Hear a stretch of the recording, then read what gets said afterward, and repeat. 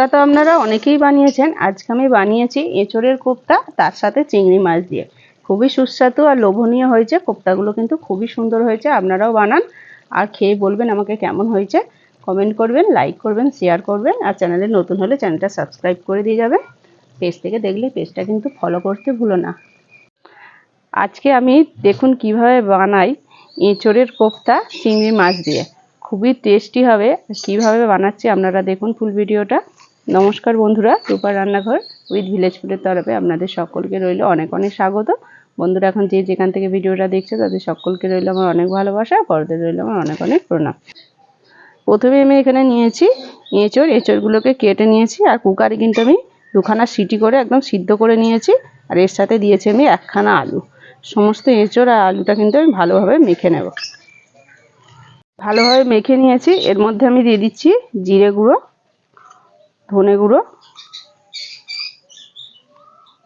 লঙ্কার গুঁড়ো, হলুদ গুঁড়ো, পেঁয়াজ কুচি, স্বাদের জন্য একটু চিনি সামান্য, লবণ, গরম মশলা গুঁড়ো। এবার আমি একটু চালের গুঁড়ি দিচ্ছি, দিয়ে এটাকে ভালোভাবে মেখে নেব।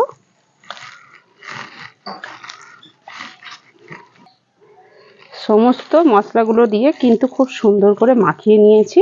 এবার আমি কোপ্তার মতো গড়ে নেব। দেখুন এইভাবে।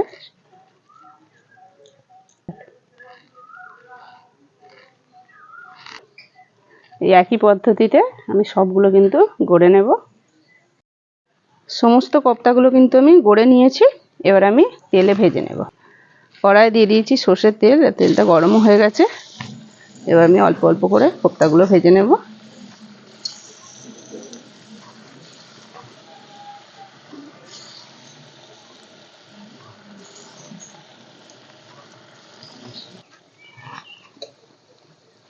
এভাবে উল্টে পাল্টে আমি একটু লাল লাল করে ভেজে নেব।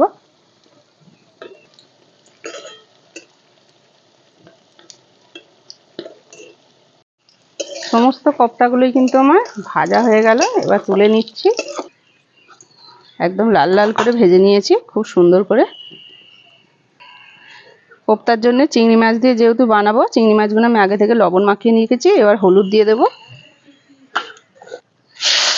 এবার চিংড়ি মাছগুলো আমি ভেজে নেব। চিংড়ি মাছগুলো লাল লাল করে ভেজে নিয়েছি, তুলে নেব। এবার তেলের মধ্যে দিয়ে দেবো পেঁয়াজ কুচি।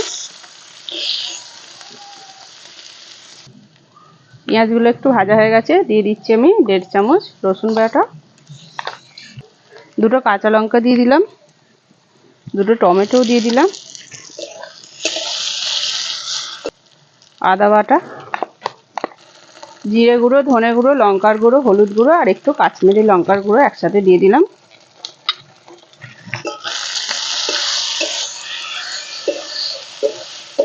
স্বাদ মতো লবণ দিয়ে দিলাম।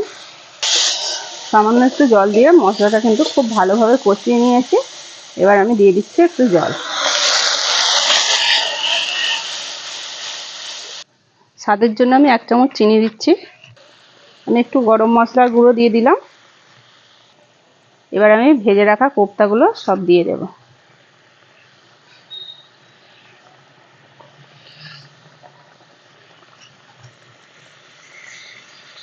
অনেকগুলোই কিন্তু কোপ্তা হয়েছে দেখুন বন্ধুরা। এবার একটু হালকা করে নেড়ে দেবো, বেশি নাড়ানাড়ি করবো না, তাহলে কোপ্তাগুলো কিন্তু ভেঙে যাবে। এবার আমি চিংড়ি মাছও দিয়ে দেবো। আর এই কোপ্তার সাথে এই চিংড়ি মাছ কিন্তু আরও কিন্তু এই কোপ্তাটা কিন্তু জমে যাবে। একদম সুন্দরভাবে মিশিয়ে দেবো আস্তে আস্তে করে। এবার আমি ওপর থেকে ফ্যাটানো দই দিয়ে দিচ্ছি 2 চামচ। এটা টক দই। একটু ফুটে গেছে, মিনিট খানেক মতো ফুটিয়ে নিয়েছি, বেশি ফোটাবো না।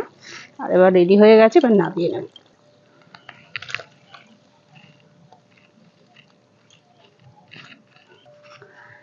কত সুন্দর হয়ে গেল।